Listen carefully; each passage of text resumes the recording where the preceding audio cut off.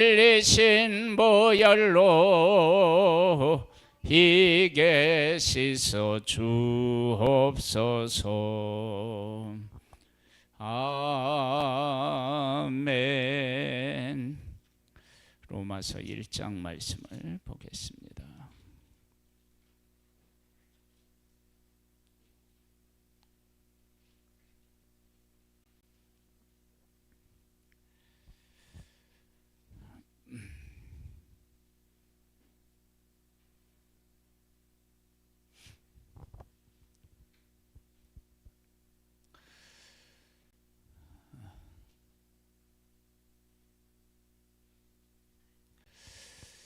예수 그리스도의 종 바울은 사도로 부르심을 받아 하나님의 복음을 위하여 택정함을 입었으니 이 복음은 하나님이 선지자들을 통하여 그의 아들에 관하여 성경에 미리 약속하신 것이라.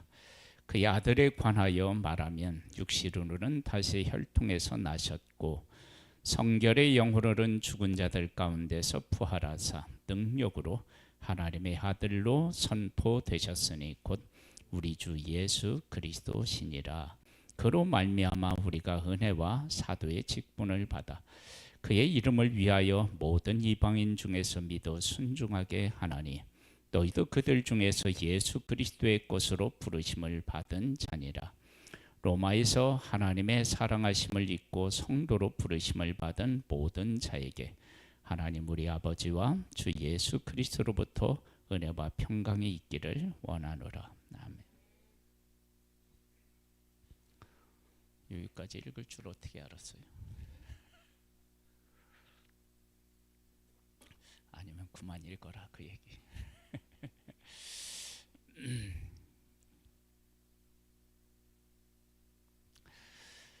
바울이 예수 그리스도와 성경에 대한 고백을 지금 하고 있어요. 바울이 빌립보서 3장 그 6절에 보면은 나는 율법으로는 흠이 없는 자다 그렇게 이야기를 합니다. 이제 이 빌립보는 어디에서 썼죠? 옥중서신이라 그래서 로마 감옥에서 쓴 거예요. 그러니까 이제 로마서가 빌립보서보다 먼저 쓴 건데요. 그런데 그렇게 율법에 의로는 흠이 없다라고 얘기한 것이 정말 흠이 없다고 얘기한 게 아니라 예전에는 그렇게 내가 생각했었다. 그러나 지금은 아닌 거죠. 근데 이제 바울이 뭐라고 얘기하냐면 예수 그리스도의 종 바울은 사도로 부르심을 받아 하나님의 복음을 위하여 택정함을 입었다. 이 복음은 예수 그리스도의 십자가의 죽으심과 부활을 전제로 합니다. 그러니까 예수 그리스도의 십자가의 죽으심과 부활을 이야기한다는 것은 다른 말로 얘기하면 구약의 율법으로는 내가 의롭다함을 얻을 수 없다는 것이 거기 밑에 깔려져 있어요. 이미 그렇게 선언한 거예요. 그러니까 바울이 빌립보서에서 이제 그 예수님 만나기 전에는 자기가 율법의 의로 어떻게 해요? 율법으로 흠이 없는 존재였다. 그런 생각을 했던 거예요. 그런데 예수님을 만나고 난 후에는 예수 그리스도의 종 그리고 하나님의 복음을 위하여 택함을 입었다. 그러면 내가 의롭게 되는 것이 율법의 의로는 안 된다라고 하는 사실을 이제 고백하는 거예요. 그러면서 이렇게 얘기해요. 이 복음은 하나님이 선지자들을 통하여, 자 보세요. 이 복음은 하나님이 누구를 통해요? 구약에 이미 예언을 했다는 거예요. 그 예언한 그 메시아가 곧 누구였다는 거예요? 예수 그리스도였다는 거예요. 근데 그 예수 그리스도가 이 땅에 살아계셨을 때 바울은 예수 그리스도를 못 만났고 알아보지도 못했던 자예요. 생각해 보세요. 만약 내가 율법으로서 하나님 앞에 흠이 없는 자로 살아가고 있어요. 그런데 메시아가 왔다는 얘기를 바울이 들었을까요? 안 들었을까요? 그렇게 유명했던 예수 그리스도에 대한 소식을 못 들었을 리가 아마 없을 것 같아요. 그런데 바울은 예수 그리스도를 만날 의미가 가치가 없다고 아마 생각했을 거예요. 그렇죠? 만약에 예수가 메시아라고 하는 사실에 대해서 어느 정도 인식하고 있었다 그러면 어떻게 해요? 그렇다 그러면은 반응을 보였을 거예요. 뭐 어떤 거와 같으냐 그러면 그 목자들이나 이런 동방에서부터 박사들이 와서 뭐 예루살렘에 가서 그 예수 그리스도의 탄생에 대한 얘기를 하잖아요. 그때 뭐라고 얘기하냐면 어디서 태어날 것을 얘기를 하면서도 뭐예요? 안 가봐. 만약에 그들이 메시아를 정말로 기다렸다 그러면 그 얘기를 들으면 어떻게 해야 되나요? 달려가야 돼요. 예수님이 십자가에서 죽으시고 다시 부활하셨을 때 부활의 소식을 여인들을 통해서 듣고 베드로하고 다른 제자가 어떻게 해요? 달려가잖아요. 그런 반응을 보였어야 되는데 그런 반응을 보이지 않았다라고 하는 것은 예수가 메시아라고 하는 기대를 안 했다.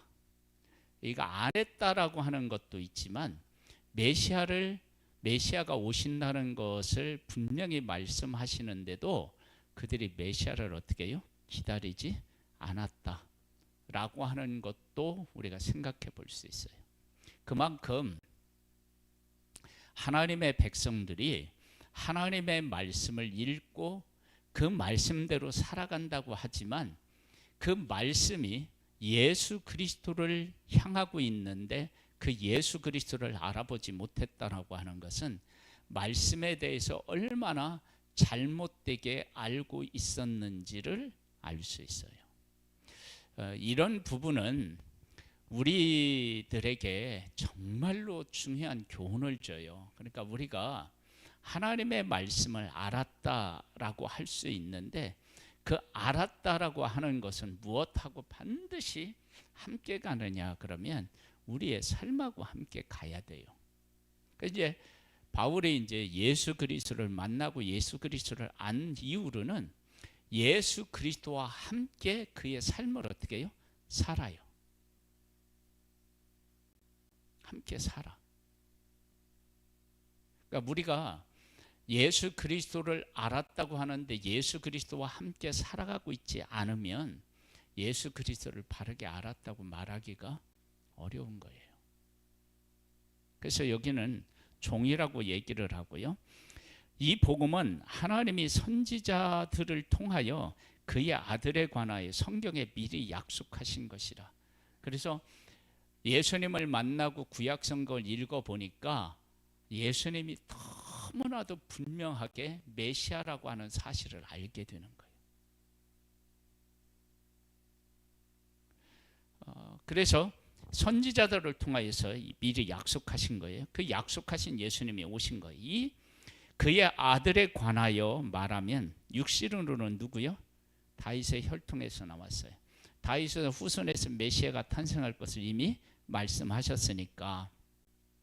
그러니까 다윗의 혈통에서 나셨다는 것은 하나님이 약속하신 것을 이루신 것을 알 수 있어요. 성결의 영으로는 죽은 자들 가운데서 부활하사 능력으로 하나님의 아들로 선포되셨으니 곧 우리 주 예수 그리스도시니라.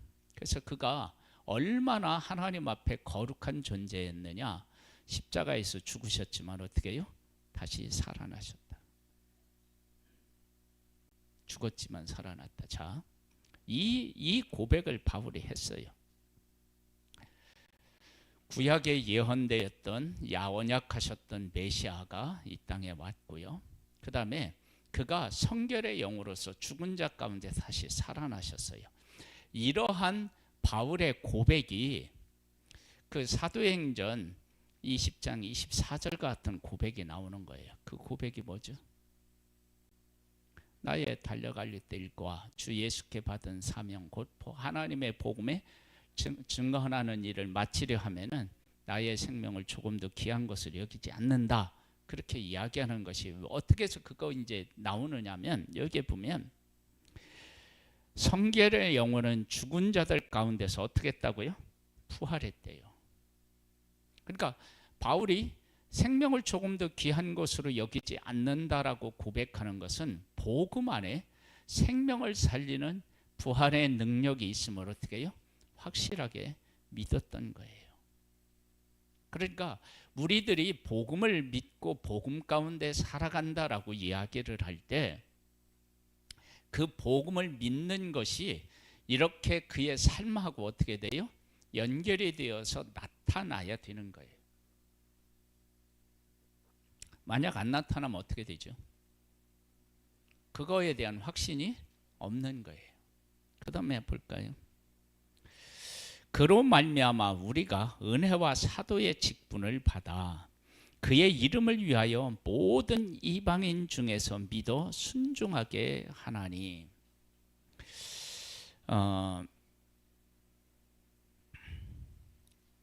은혜와 사도의 직분을 받았다. 그래서 그의 이름을 위하여 이방인 중에서 믿어 순종하게 하나니 너희도 그들 중에서 예수 그리스도의 것으로 부르심을 받은 자니라. 그래서 이제 하나님의 은혜에 대한 이야기를 지금 하고 있는데 은혜라고 하는 것을 뜻을 풀이하면 내가 한 일이 없는데 받은 것을 은혜라고 얘기를 하잖아요. 오늘 새벽 예배 말씀을 들었나요?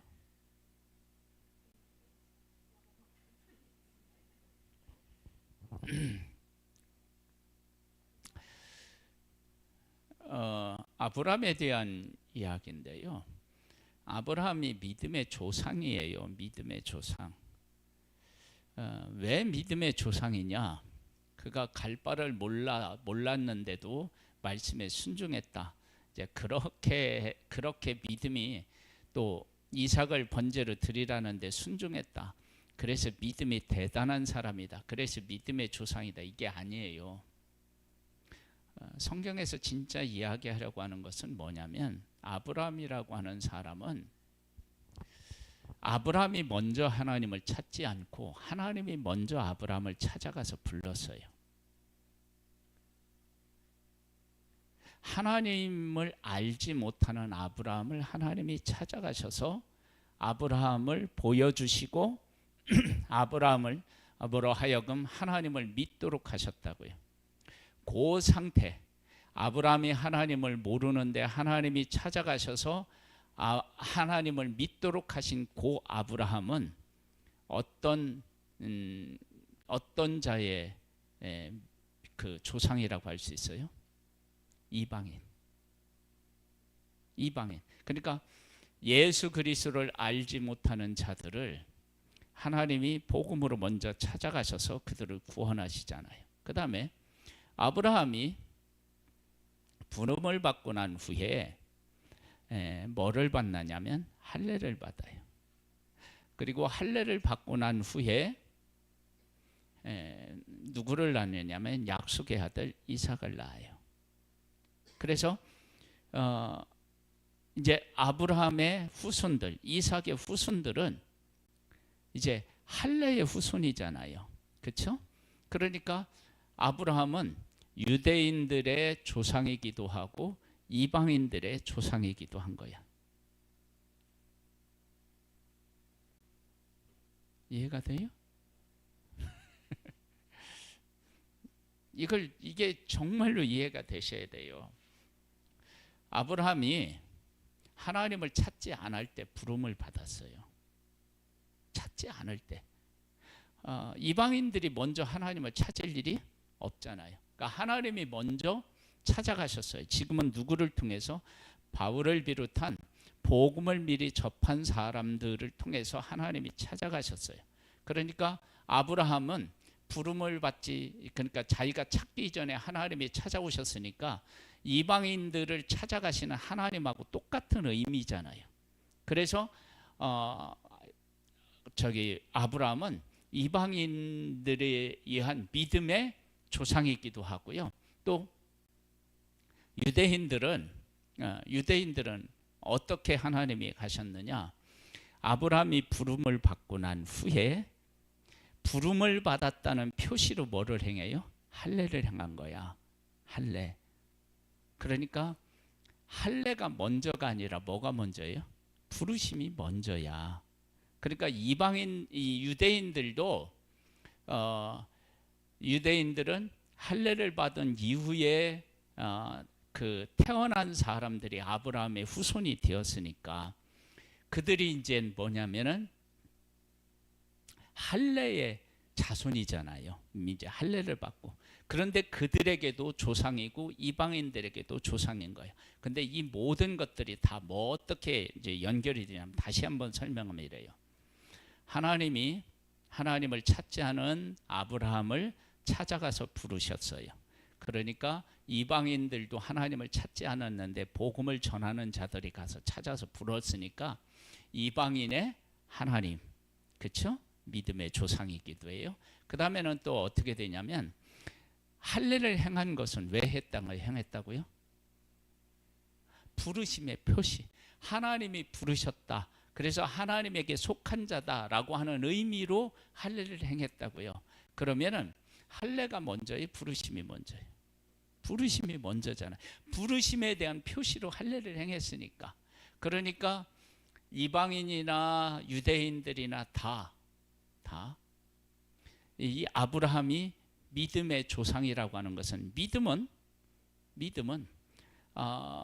그 뭐에 대한 반대, 믿음의 반대가 뭐예요? 행함이에요. 행함. 불신이 아니에요.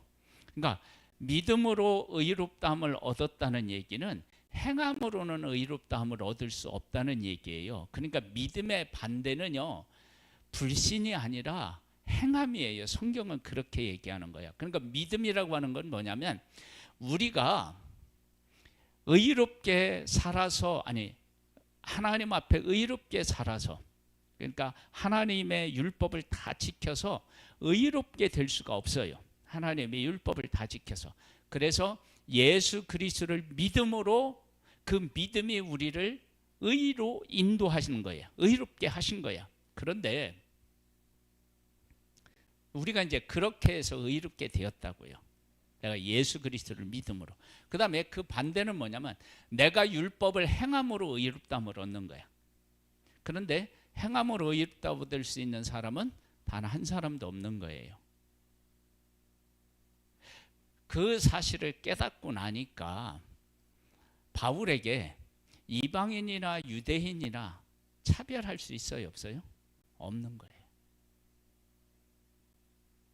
똑같은 존재예요. 똑같은 존재. 그걸 깨달아 아는 거예요. 그걸 깨달아 알고 바울이 이 로마서는 고린도 지역에서 썼다고 그렇게 이제 알려지는데요. 고린도 지역은 뭐 한 3차 전도 여행 뭐 이때 이제 썼다. 그러면 3차 전도 여행 마치고 로마로 가기 이전에 이제 쓴 건데,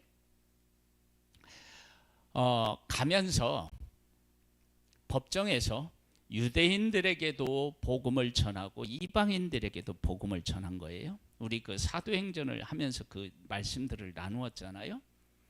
그럴 때 이렇게 이 말씀을 깨달아 한 상태에서 그 복음을 전했다라고 한번 생각해 보세요. 그러면 어떤 것들을 우리가 느끼게 되느냐? 그러면 이방인들이나 유대인들에게 이 복음의 메시지를 차별 없이 어떻게 해요? 전하게 되는 거예요.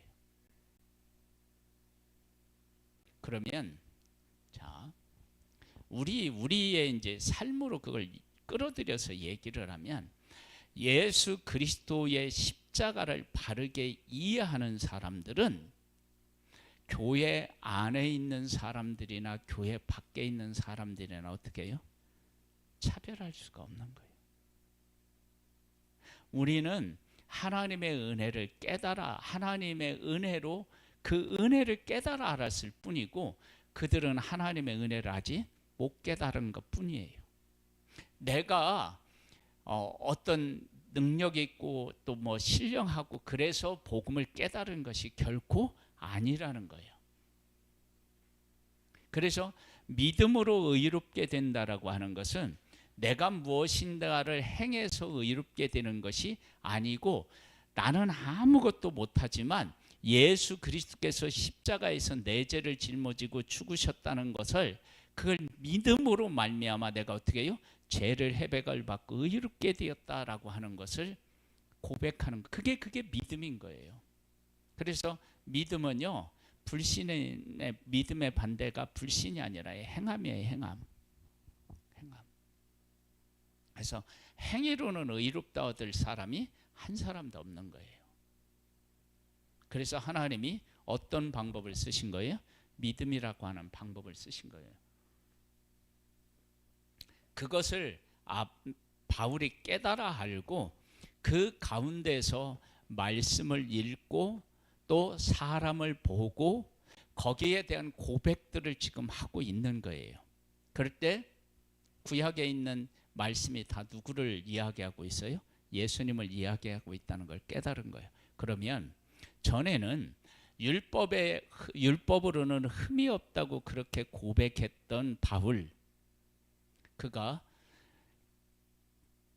말씀을 통해서 예수 그리스도를 깨닫고 난 후에 내가 정말 죄인 중에 괴수였구나, 그걸 발견하게 되는 거예요. 예수님을 만나기 이전에는 내가 율법으로는 어떻게 해요? 흠이 없는 자였다, 그렇게 얘기해요. 그런 생각, 유대인들은 그런 생각을 했다고. 율법으로는 내가 흠이 없다 하시켰다. 그런데 깨닫고 나니까 어떻게 돼요? 내가 죄인 중에 괴수구나, 그런 사실을 아는 거예요. 그래서 우리가 복음이라고 하는 것을 알잖아요. 그러면 내가 얼마나 큰 죄인인지를 알아요. 그러니까 예수 그리스도의 십자가를 안다는 것은 내가 아무리 노력하고 열심을 다한다 할지라도 내가 그것으로는 결코 의에 이를 수 없다는 것을 철저하게 깨달아 알고 예수 그리스도를 의지해만 된다는 사실을 고백해야 되는 거예요. 고백하게 되는 거예요. 다 보세요. 5절에 보면 그로 말미암아 우리가 은혜와 사도의 직분을 받아 그의 이름을 위하여 모든 이방인 중에서 믿어 순종하게 하나니 너희도 그들 중에서 예수 그리스도의 것으로 부르심을 받은 자니라. 로마에서 하나님의 사랑하심을 받고 성도로 부르심을 받은 모든 자에게 하나님 우리 아버지와 주 예수 그리스도로부터 은혜와 평강이 있기를 원하노라. 그러면서 먼저 내가 예수 그리스도로 말미암아 너희 모든 사람에 관하여 내 하나님께 감사함은 너희의 믿음이 온 세상에 전파됨이로다. 로마에서는, 로마라고 하는 이 교회는 특별히 누가 가서 복음을 전하기보다는 이게 이제 다른 곳에서 듣던 사람들이 가서 세운 교회, 그 먼저 그렇게 교회가 세워지고 그 다음에 이제 바울이 갔다. 그러면 보세요. 믿음은 어디에서 나요? 들음에서 나죠. 내가 들어서 믿음이 있고 믿음으로 어떻게 해요? 삶의 현장에 가서 믿음으로 살아서 교회가 되는 거예요. 그러니까 이게 얼마나 이게 이 하나님의 말씀이 진리인지를 우리가 알 수 있습니다. 그러면서 내가 그의 아들의 복음 안에서 내 심령으로 섬기는 하나님이 나의 증인이 되시거니와 항상 내 기도에 쉬지 않고 너희를 말하며 어떻게 하든지 이제 하나님의 뜻 안에서 너희에게로 나아갈 좋은 길 얻기를 구하노라. 좋은 길 얻기를 구했는데 하나님이 어떻게 보냈어요? 제수가 되어서 보냈다고요. 제수가 되어서 가면서 바울이 누린 은혜가 뭐였다고 그랬죠?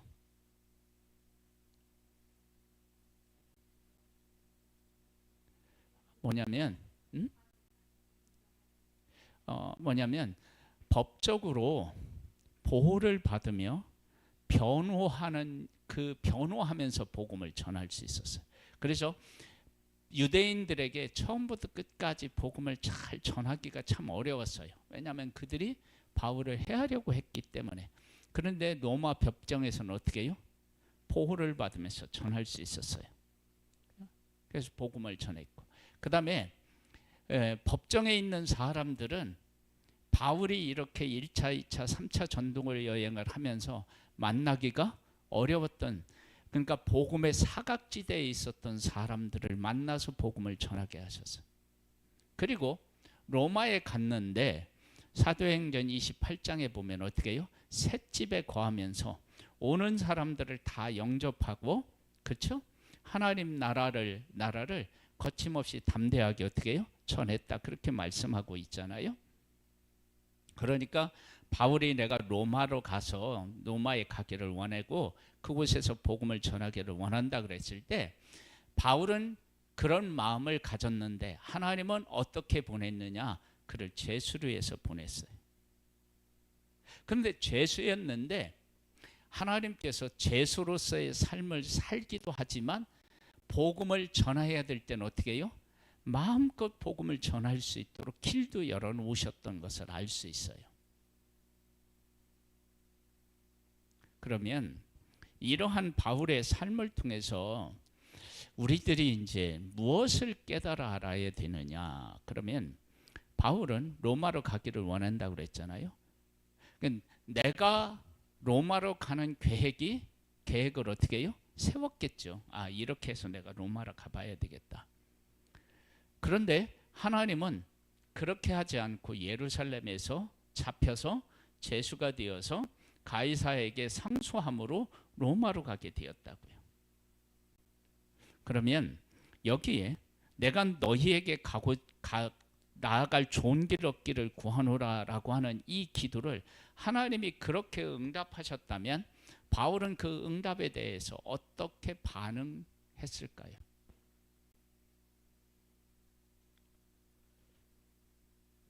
하나님, 이게 아닌데요.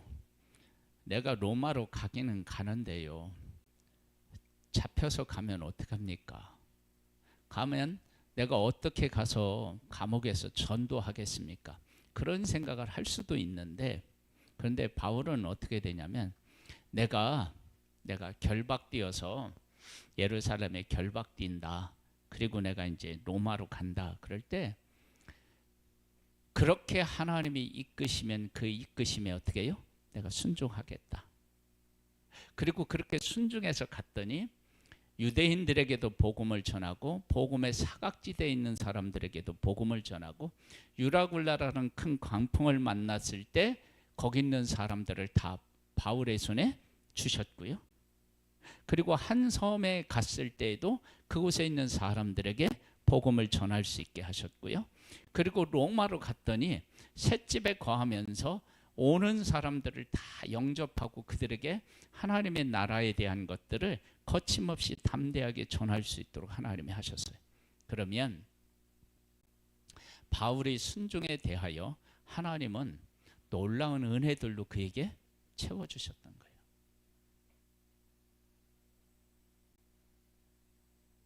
그러니까 우리가 복음을 깨닫고 복음 안에 거하고 복음과 함께 살아간다고 이야기를 할 때 정말로 우리가 하나님을 인정하고 복음을 귀하게 여긴다 그러면 우리를 어떻게 해야 되냐면 내려놓아야 돼요. 그래서 예수님이 제자들을 부르실 때 뭐라고 부르시냐면 나를 따라오너라. 나를 따라올 때 어떻게 하고 따라와야 돼요? 자기를 부인하고 너를 부인하고 내 십자가를 지고 나를 따르라고 말씀하시는 거예요. 그렇게 우리가 따르면 우리가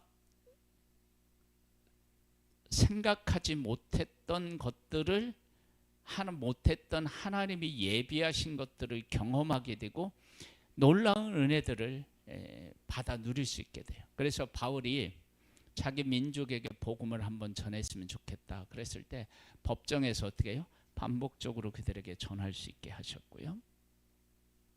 그리고 복음의 사각지대에 있는 사람들에게도 복음을 전하고, 또 배에 있는 사람이라든지 섬에 있는 사람이라든지, 또 로마에 갔을 때는 셋집에 거하면서 막 사람들이 다 오는 거예요. 그럼 그곳에서 전해. 그런 은혜들을 베풀어 주셨는데, 이걸 은혜로 생각해야 되겠죠. 그런 하나님의 은혜를 바울이 받아서 누리게 되었죠. 그러니까 바울이 예수 그리스도의 복음, 즉 내가 율법의 행함으로 의롭다함을 얻는 것이 아니라 예수 그리스도의 십자가로만 내가 구원을 받을 수 있다라고 하는 사실을 깨달아 알고 그 복음을 전하는데, 그 복음 안에 뭐가 있느냐 그러면 예수 그리스도가 죽었다가 어떻게 해요? 다시 살아나셨어요. 그러니까 내가 복음의 증인으로 산다 그러면 복음과 함께 살다가 내 생명이 끝나더라도 예수 그리스도 안에서 어떻게 해요? 내가 다시 부활할 걸 믿고 살아가. 그래서 이제 담대하게 전했다고. 그러니까 우리들이 복음과 함께 살아간다라고 하는 것은 이러한 것들을 믿고 그 가운데 살아가는 거예요. 그런 우리의 그 믿음이 정말로 예수 그리스도의 십자가를 바르게 깨달아 한 예수 그리스도의 십자가 안에 세워지는 그런 믿음 가운데서 견고하게 서서 끝까지 승리하는 하나님의 사람 되시기를 주님의 이름으로 축복합니다. 기도하겠습니다. 하나님, 우리의 모든 것이 되시는 하나님을 찬양하고 찬미합니다. 예수 그리스도의 십자가를 바르게 깨달아 알아서 예수 그리스도를 믿음으로 의롭다함을 얻는다는 사실을 바르게 고백하고 그 가운데 거하고 그것을 또한 증언하며 살아가는 복된 우리들 되기를 소망합니다. 하나님의 성령으로 우리에게 충만케 하여 주셔서 하늘의 지혜를 덧입혀 주옵소서. 예수님의 이름으로 기도드립니다. 아멘. 하늘에 계신 우리 아버지여, 이름이 거룩히 여김을 받으시오며 나라에 임하옵시며 뜻이 하늘에서 이룬 것 같이 땅에서도 이루어지리이다. 오늘날 우리에게 루알 양식을 주옵시고 우리가 우리에게 죄 지은 자를 사하여 준 것 같이 우리 죄를 사하여 주옵시고 우리를 시험에 들게 하지 마옵시고 다만 악에서 구하옵소서. 대개 나라와 권세와 영광의 아버지께 영원히 있사옵나이다. 아멘.